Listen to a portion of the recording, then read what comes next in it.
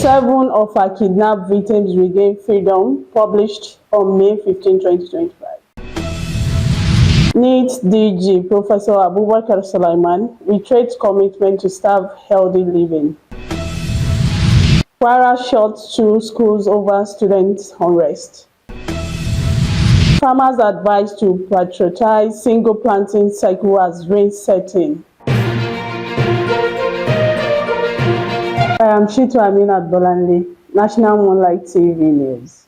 Good evening. 7 of our indigenes who were abducted by kidnappers on April 25, 2025 have been rescued and reunited with their families. The rescue operation involved collaborative effort between security agencies and local authorities. According to reports, Governor Abdulrahman Abdulrazak, in close collaboration with the local government chairman, Sulaiman Olatunji Omitutu, security agencies and local vigilantes, ensured the safe rescue and return of all the kidnapped victims. National Moonlight Television records that the 7 victims were abducted on Friday, April 2025 at about 4:45 p.m. at Eleyin village via Isanlu Isi in the Kwara South Senatorial District of the state. They were traveling from Abuja to Ofa in Olumo Express Commercial Sienna bus registered FFA 50XD. The abductors had last week allegedly collected 14 million ransom, a bag of rice and recharge cards, but refused to release the victims while demanding additional 10 million ransom. The people of Ofa community trooped out in their thousands to welcome their loved ones and commended the government for the successful rescue operation of the victims on earth.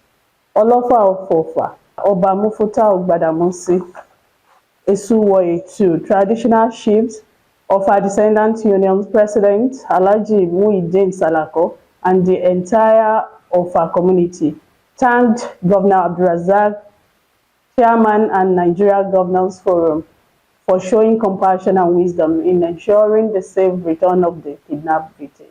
NEWS DG Professor Abubakar Sulaiman reiterates commitment to staff healthy living. The Director General National Institute for Legislative and Democratic Studies, NILDS, Professor Abubakar Olariwaju Sulaiman, has reiterated commitment to maintaining a healthy staff as a catalyst for enhanced productivity.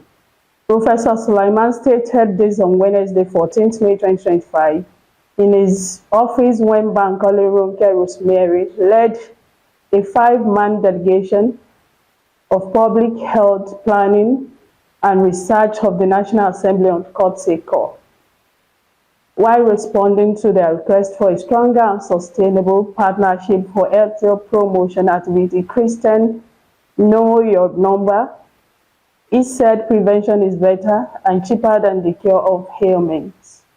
The Director General NEWS also received the leadership of the Legislative Mentorship Initiative, LMI, led by the alumni president, Mr. Tijani Garba, and the project team from the International Institute for Democratic and Electoral Assistance of Courtesy called AIM at Weighing the Director General NEWS for support their upcoming activities later in the year.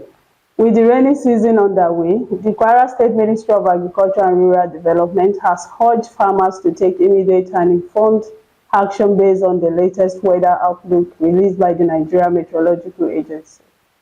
According to NIMET forecast, Kwara State will experience an isolated thunderstorm between Wednesday, May 14, Friday, May 16, particularly in the afternoon and evening periods. More importantly, meteorological indicators suggest that this year's rainy season may be shorter than usual due to unpredictable weather patterns. In light of this, farmers are strongly encouraged to concentrate on a single well-managed planting cycle to maximize yield and minimize risk. The ministry also encouraged all residents to explore backyard farming like the sack farming as a practical and rewarding venture.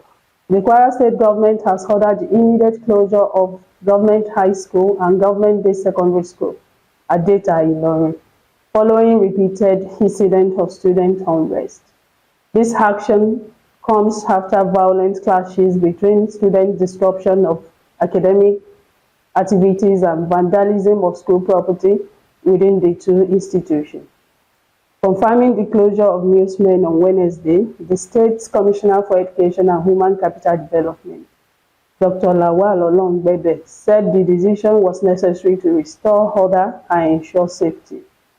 He explained that only students currently sitting for the Senior Secondary School Certificate Examination (SSCE) and their teachers will be permitted on school premises during the exam period.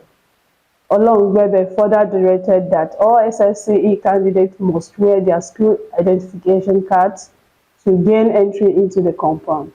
He urged parents and guardians to ensure their children stay at home, warning that any student found floating the directive will be apprehended by security. I am Shito Aminat Bolandi, National Moonlight TV News. Good evening.